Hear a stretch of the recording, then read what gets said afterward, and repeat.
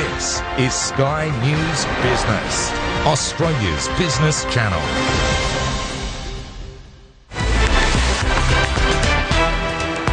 Hi there, welcome to the program. I'm John Kerrison. On Summer Money tonight, we'll see what moved the markets and chat to CommSec's Steve Dagley for his analysis on the numbers. We review the latest consumer trends and hear which sectors are set to benefit this year. Term deposit rates are hot right now. We chat to ratecity.com.au about the best deals in the market.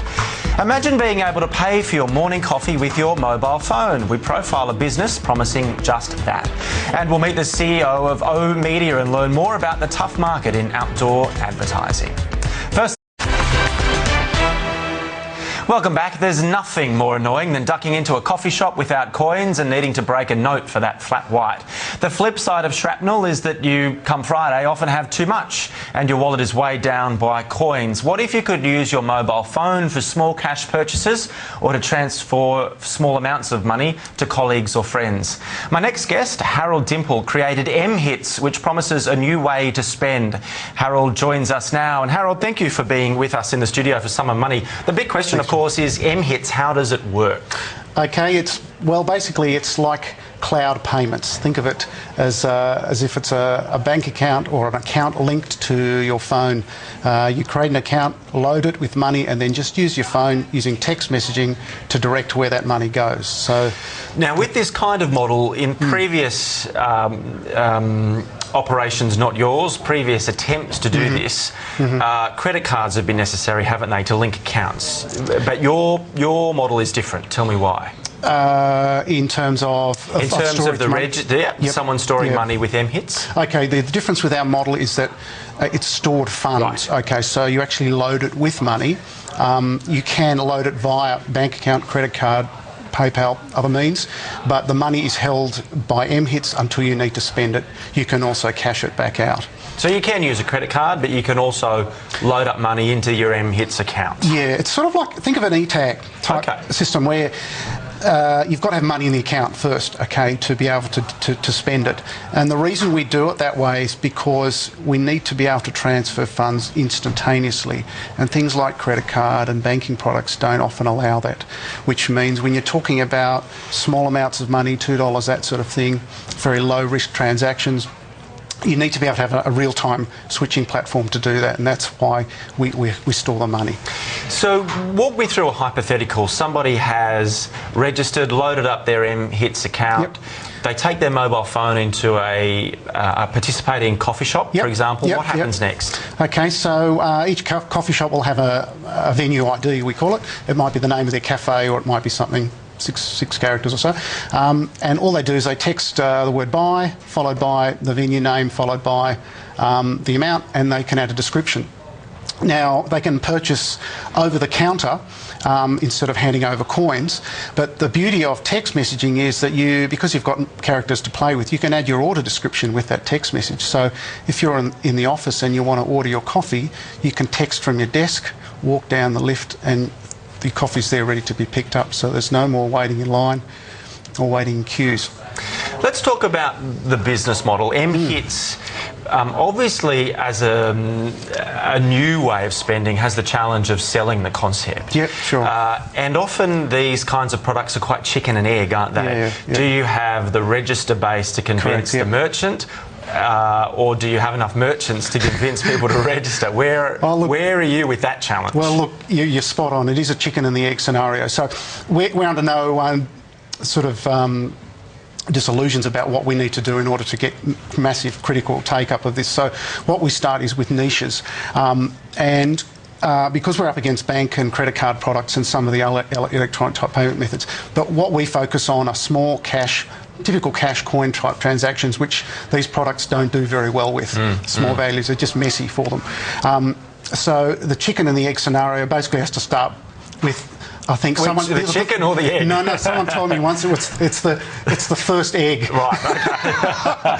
So really, for us, we didn't start with a cafe strategy. That was a bit serendipitous, actually. We started with person-to-person payments because that's what our platform is actually really good at, because you don't need any cafes, you don't need venues, you don't need hardware or anything. But what we found is that that wasn't enough to kick it into gear. But we realised that coffee shops offer a unique, what we call a transaction corridor. And what that means is basically a type of payment that you're sort of forced to do, or you do it out of habit, or, you know, let's face it, coffee, people are addicted to it. People buy coffee every day from the same venue. It's spare change, correct, spend. Yeah, it's lifestyle. It's part of your social behaviour. So, if you look at coffee is, believe it or not, the second most traded commodity on the planet. So the volume that goes through, knowing everyone at Sky News Business, I believe that the volume of transactions that go through coffee is pretty large. So that in itself constitutes a big enough business case for us just to focus on coffee alone. So we're just working our way through the technology, ironing out some of the issues we've learnt. We've now got a much more mature product than we had, say, 12 months ago. And so we've been working on coffee because obviously people generally buy it from the same place every day. The other area we're working on now is takeaway fast food and beverage franchises, where we have a slightly simplified option for them, so that we can, say, for example, code their menu and text in a code for the drink. The other application for our technology is parking. Now, we're working on a couple of products for that at the moment, because parking, again, is a bit of a holy grail. Credit card does deal with it to a limited degree, but it's still messy. You've still got card readers out in the street. So we're also working on a solution for that market as well. Let me get an idea of saturation as far as product growth. Coffee and coffee retailers is a first focus, and Eastern Seaboard. Where would you like to take the business as far as growth and sales over the next 12 months? Okay, we focused initially on Sydney. Our head office is actually in the ACT, so we've also got a few venues there. We're now looking at Melbourne this year. And we're also like to really move into Brisbane and maybe Adelaide and Perth. We do have a venue in Adelaide, but we're sort of past the sort of early stage now. We're into fairly much sort of. We've got, as I said, a mature product, and we're now looking at strategically targeting independent cafes, but also some of the franchise cafes. Help me understand the model a little bit more from a revenue perspective. Is it a fee structure that generates revenue for mHITs? Correct, yeah, it is. Basically, it's a transaction fee. So we take in compared to credit card, it might appear somewhat higher percentage-wise, but compared to other mobile payment systems, it beats them by a mile. Some of the traditional methods of ordering through mobile using premium text or these sort of services where the charge is applied to your phone credit or deducted from your prepaid balance. The effective merchant fee or fee is up to between 30 and 50%. So when you compare it with that type of service, it works. So the merchant fee, the fee structure for revenue for mHITs is primarily with the merchant at this stage? Correct. It is. So to register as a customer, what are the costs other than the costs of the products that a registered customer of mHITs might experience? An ordinary person, it's free to use, okay, so it's free. The cost of a text message is borne by yourself, but these days it's negligible, you know, you're bundled into plans. So it's similar to the credit card model in that the merchant or the business pays. Person-to-person payments are free. We don't charge anything for that. But also a smaller part of our model is obviously interest on cash that we hold.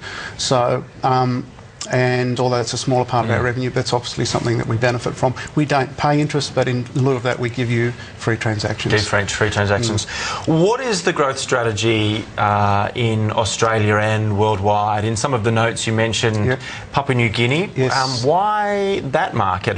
What is mHITs doing there? Okay, well, look, believe it or not, and there's a bit more world consensus along this line that mobile payments like ours and other similar models have quite frankly struggled in the West, US, UK, because of this competition with the banking sector and the banking products. And people basically have bank accounts. Most of people's money is in bank accounts, so that's the most logical way of sort of transacting out of. Now, in developing markets, people don't have access to banking products.